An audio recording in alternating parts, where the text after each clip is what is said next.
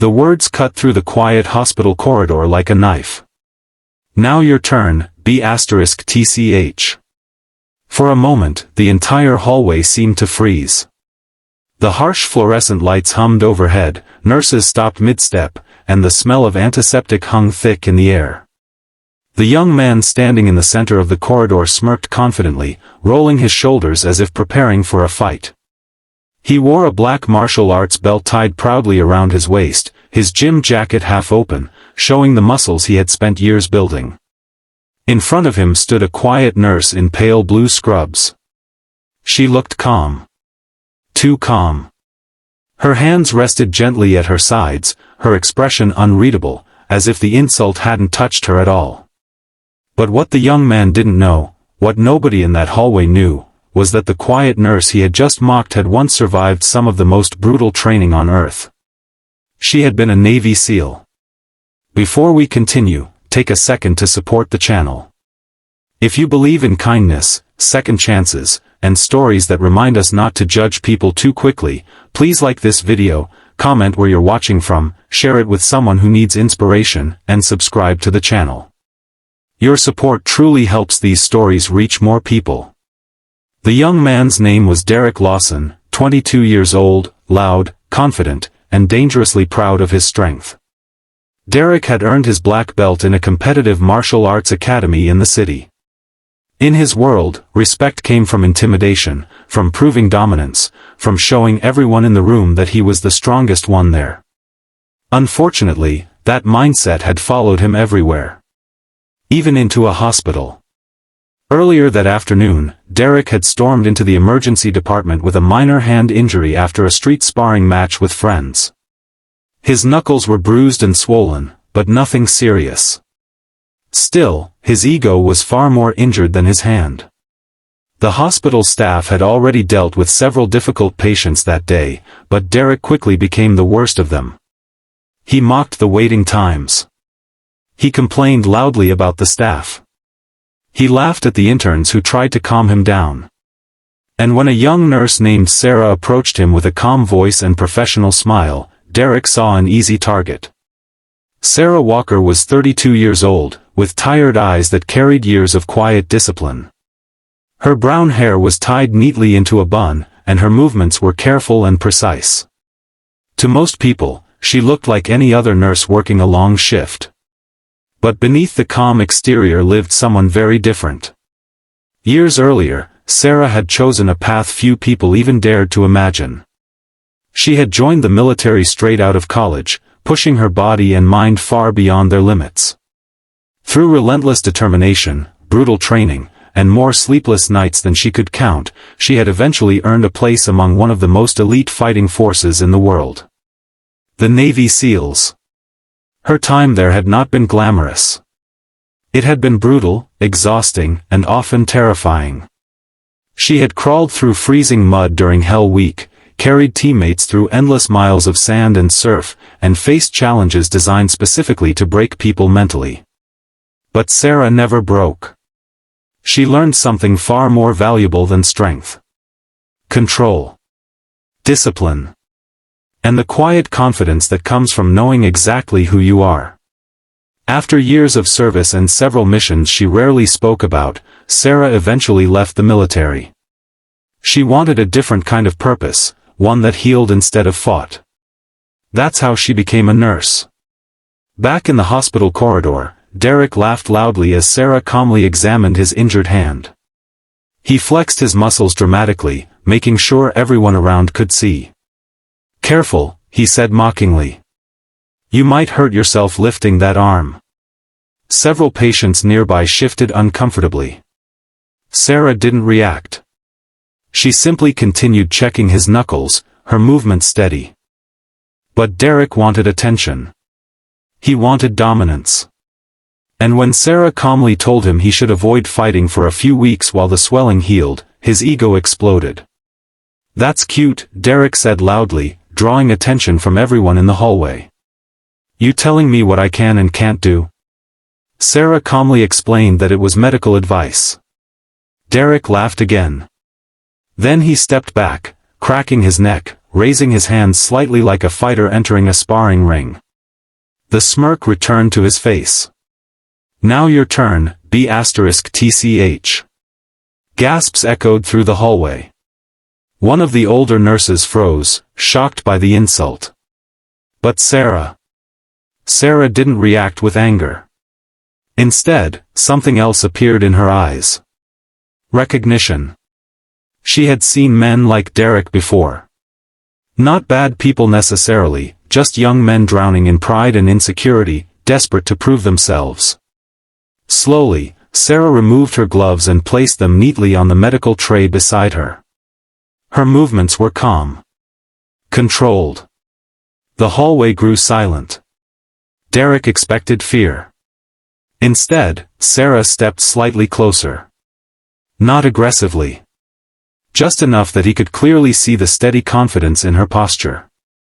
She looked at him for a long moment. And then, very quietly, she spoke. Not with anger. But with a calm tone that somehow carried more weight than shouting ever could. She told him that real strength wasn't about humiliating people who were simply doing their jobs. She explained that the strongest fighters she had ever known rarely felt the need to prove themselves in public.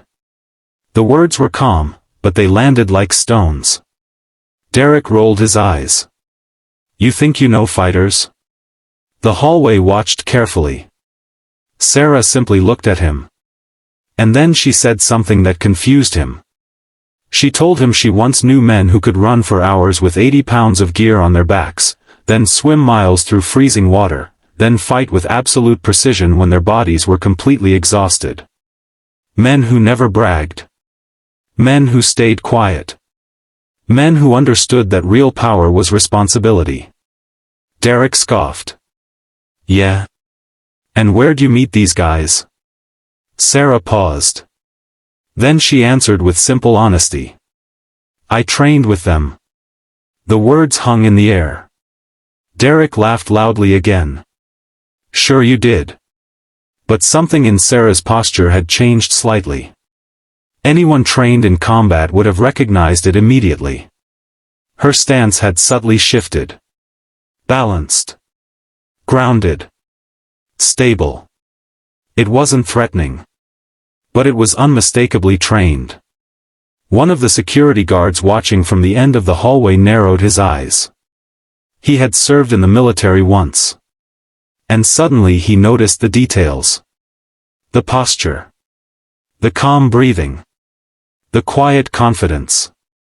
He stepped a little closer. Derek, however, remained completely oblivious. He raised his fists jokingly. "Come on," he said mockingly. "Show me what you got." The hallway held its breath. Sarah sighed softly. Not out of fear. Out of disappointment. Then she spoke again, still calm. She said she had spent years learning how to fight.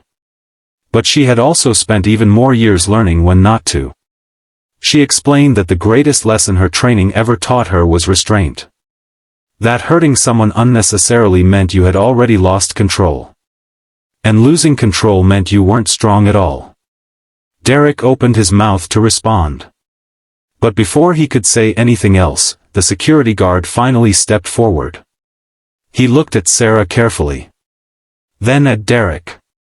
Then he asked Sarah a simple question. "Ma'am, were you military?" Sarah hesitated for a moment. Then she nodded once. The guard smiled slightly. He turned to Derek. "You might want to listen to her." Derek frowned. "Why?" The guard folded his arms calmly. "Because people who carry themselves like that usually don't talk about their training." He paused. "And if they do, it's usually because someone pushed them too far." For the first time since entering the hospital, Derek's confidence cracked slightly. He looked at Sarah again. Really looked this time. The calm posture. The steady breathing. The quiet control. And suddenly, the situation didn't feel like a joke anymore. Sarah picked up her gloves again. She returned to examining his injured hand as if nothing had happened. No anger. No humiliation. Just quiet professionalism. That moment changed something inside Derek. Because for the first time in years, someone had completely disarmed his arrogance without raising their voice, without throwing a punch, without trying to embarrass him. She had simply shown him a mirror. And what he saw in that mirror wasn't strength. It was insecurity. When Sarah finished wrapping his hand, she spoke gently. She told him that strength was a gift. But respect was a choice. And the strongest people in the world use their strength to protect others, not to intimidate them. Derek didn't respond immediately. For once, the loud, confident fighter had nothing to say. He simply nodded quietly. Then he left the hospital. But the story didn't end there. 3 months later, Derek returned to the same hospital. This time, he wasn't loud. He wasn't angry. He was carrying a small box of donuts. He walked to the nurse's station and asked for Sarah.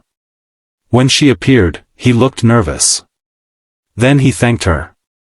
He told her that moment in the hallway had stayed in his mind ever since. It had forced him to rethink what strength actually meant. He had started volunteering at a youth martial arts program, teaching kids discipline instead of aggression. Sarah smiled. Not proudly. Just warmly.